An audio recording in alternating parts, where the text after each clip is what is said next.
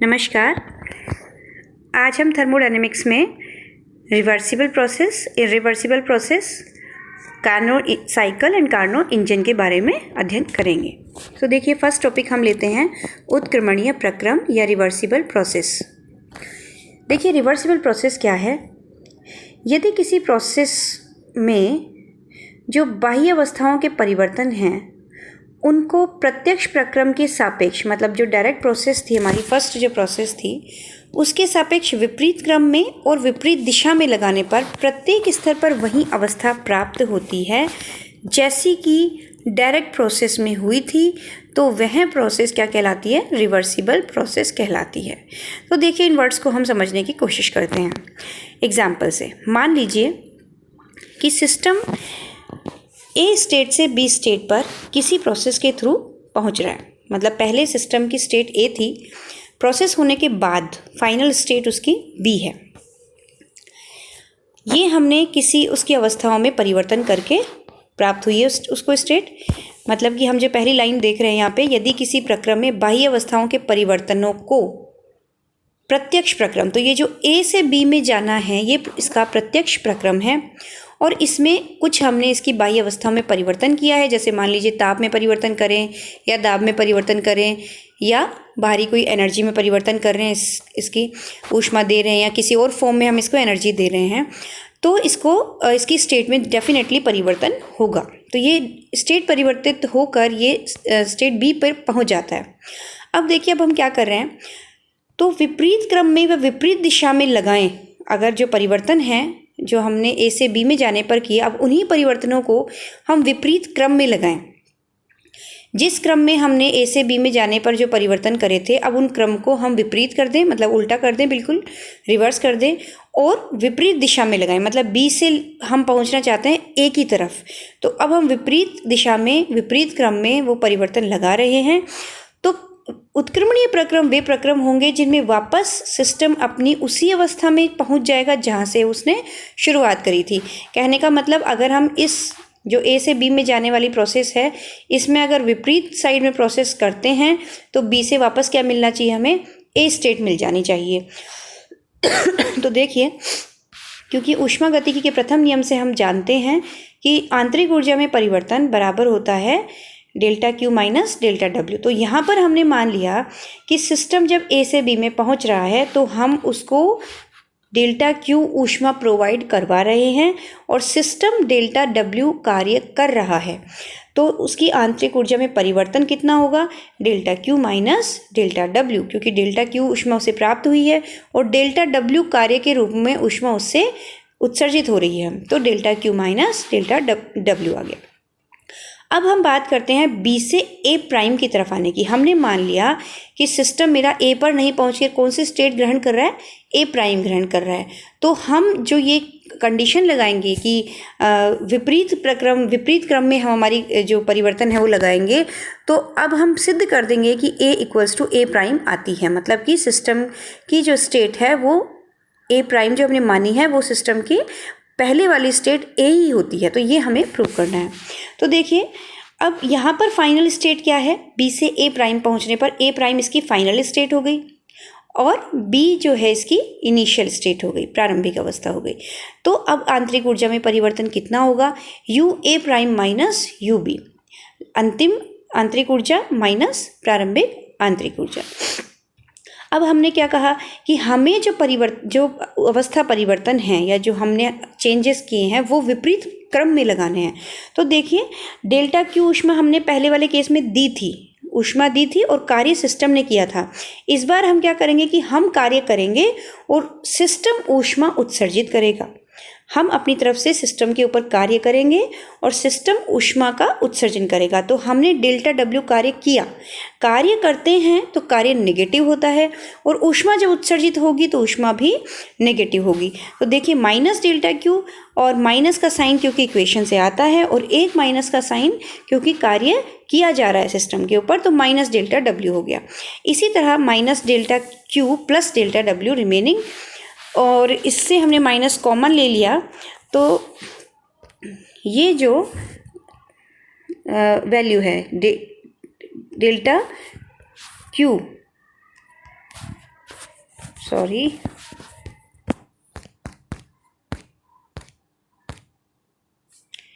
देखिए यहाँ पर ये जो वैल्यू है minus delta Q minus delta W, ये इक्विवेलेंट है इसके you B minus U A के। तो माइनस कॉमन है और you B minus U A हो गया, तो यहाँ पर हो गया minus U B plus U A. Okay, यहाँ से you B minus U B और minus U B cancel out हो गए लेफ्ट हैंड साइड और राइट हैंड साइड से।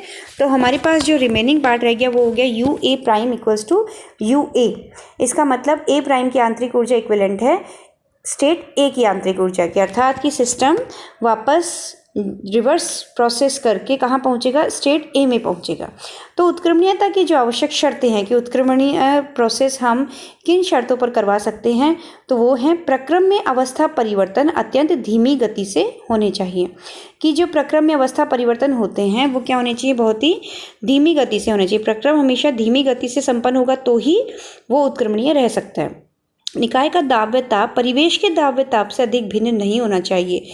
कि जिस सिस्टम के ऊपर हम ये परिवर्तन करवा रहे हैं, ये प्रोसेस करवा रहे हैं, उसके जो पैरामीटर्स हैं, टेम्परेचर है, प्रेशर है, वो बाहरी जो एटमॉस्फेरिक टेम्परेचर प्रेशर है उससे बहुत ज़्यादा चेंज नहीं होने चाहिए।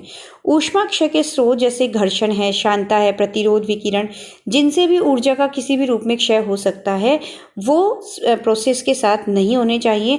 अदरवाइज़ तो ऊर्जा जो है वो किसी भी फॉर्म में बाहर निकल जाएगी, तो हमें फाइनल जो स्टेट मिलेगी वो डेफिनेटली कुछ ना कुछ चेंजेस मिलेंगे स्टेट में। तो सेकंड हम देखते हैं अनुत्क्रमणीय या इरिवर्सिबल प्रोसेस।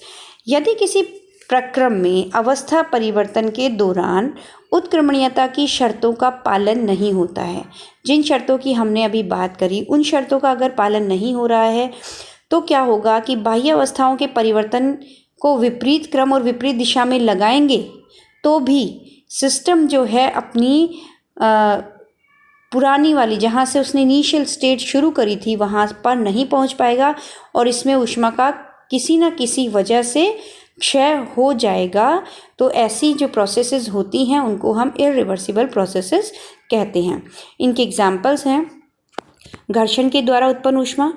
अगर घर्षण के द्वारा ऊष्मा उत्पन्न हो जाती है और उस ऊष्मा को वापस आप एनर्जी में चेंज नहीं कर सकते हो, वापस ला सकते हैं, कभी नहीं ला सकते।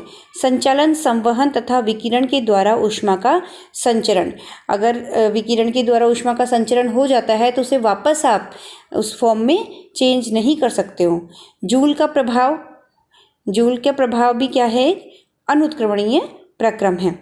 रासायनिक अभिक्रियाएं जिनमें कि ऊष्मा निकलती है या ऊष्मा अवशोषित होती है, उन अभिक्रियाओं को भी आप ऊष्मा देकर या ऊष्मा को बाहर लेकर हम वापस इनिशियल जो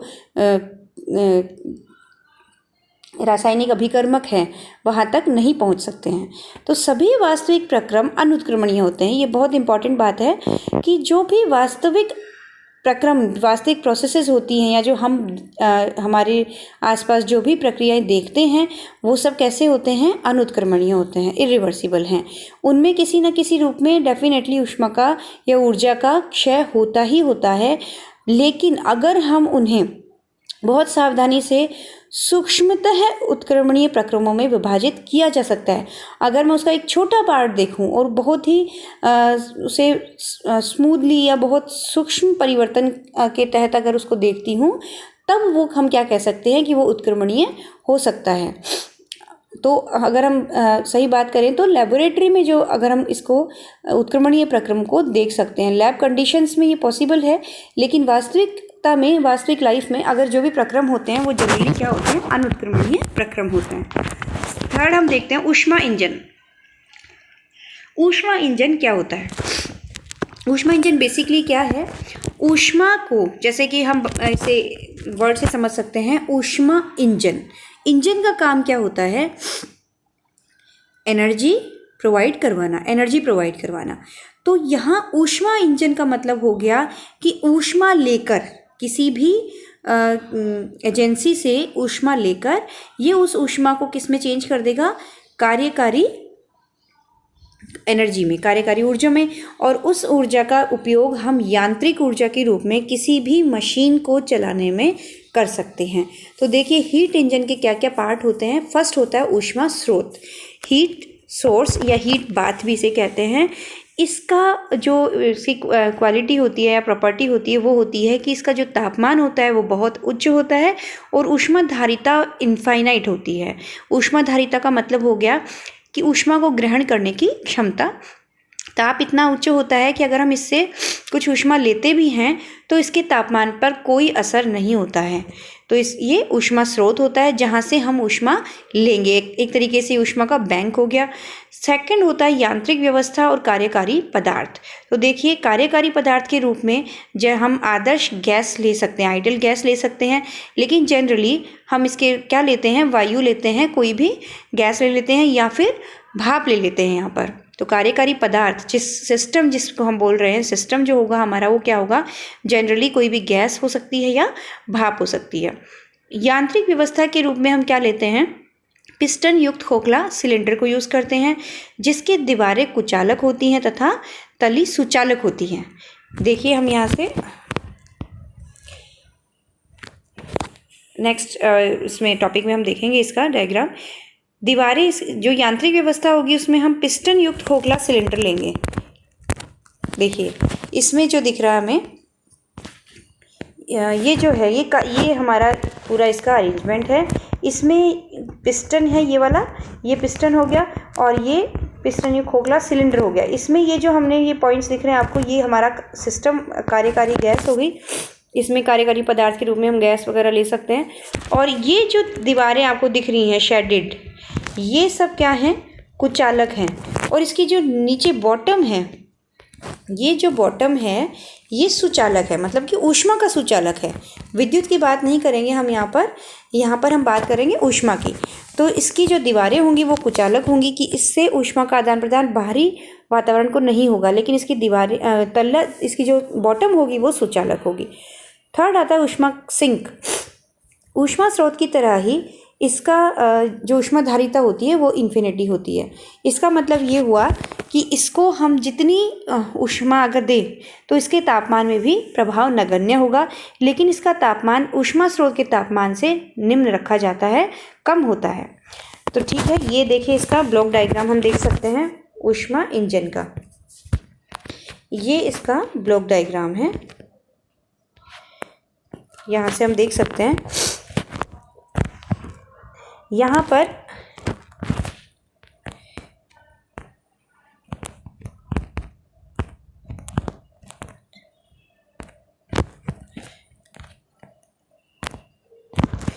पर देखिए पहले है सोर्स, ऊष्मा का स्रोत जिसका तापमान T1 केल्विन माना है, और यहाँ से हम Q1 ऊष्मा ले रहे हैं। ये जो सर्किल में है ये हमारा सिस्टम है।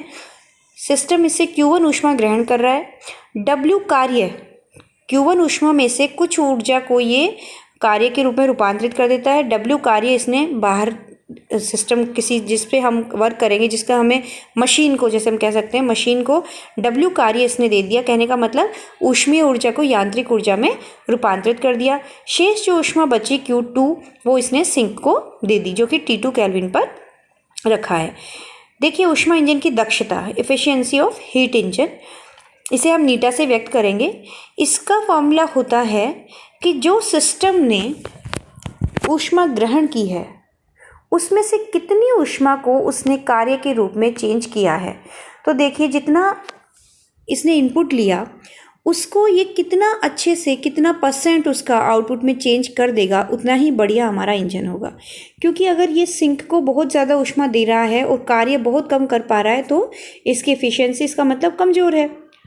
तो इसका एफिशिएंसी का मतलब हो गया कि इसको जितना हमने दिया किसी प्रभावपूर्ण कार्य करने के लिए, तो उस प्रभावपूर्ण कार्य को जितना ये हमने जो चीज़ इसको दी है उसमें बदल पाएगा, उतना ही अच्छा इसकी दक्षता होगी।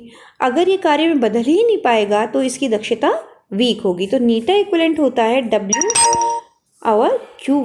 W/Q1। तो W हो गया उपयोगी कार्य और Q1 हो गई ग्रहण की गई ऊष्मा।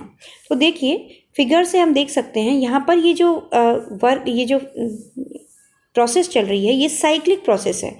साइक्लिक मतलब ये हो गया कि T1 केल्विन से ये Q1 ऊष्मा ग्रहण कर रहा है, फिर W कार्य कर रहा है, उसके बाद ये Q2 ऊष्मा सिंक को दे रहा है और वापस अपनी पूर्व अवस्था में आ जाता है। तो देखिए यहाँ पर जब साइक्लिक प्रोसेस होती है वहाँ पर आंतरिक ऊर्जा में परिवर्तन 0 होता है।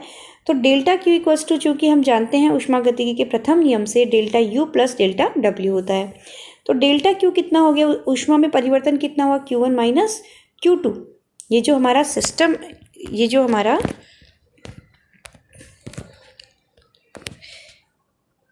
सिस्टम है ये वाला, हम इसकी बात कर रहे हैं। इसने Q1 ऊष्मा ग्रहण की, पहले Q1 ऊष्मा ग्रहण की और Q2 ऊष्मा वापस दे दी W कार्य करने के बाद। तो ये जब इतना काम कर चुका तो वापस अपनी पूर्व अवस्था में आ जाएगा, तो इसकी आंतरिक ऊर्जा में कोई परिवर्तन नहीं होगा। तो that is equivalent to 0 plus W कार्य इसने करा, तो W equivalent to Q1 minus Q2। तो नीटा इक्वल्स हो गया, W की जगह हम Q1 माइनस Q2 रख देंगे और अपॉन Q1 है तो इसकी वैल्यू आ गई परसेंटेज ऑफ नीटा equals to 1 minus Q2 upon Q1 into 100%। तो इसी नीटा से हम डिसाइड करते हैं कि कौन सा हीट इंजन कितना बेस्ट है, उसकी एफिशिएंसी कितनी अच्छी है और कितना अच्छे से वो जो ऊष्मा को कार्य में परिवर्तित कर सकता है। तो नेक्स्ट लेक्चर में हम कार्नो इंजन के बारे में पढ़ेंगे, जो कि एक स्पेसिफिक हीट इंजन होता है जिसका दक्षता जो कि बेस्ट इंजन होता है, जो कि पूरा ऊष्मा को कार्य के रूप में परिवर्तित करता है। Okay, thank you.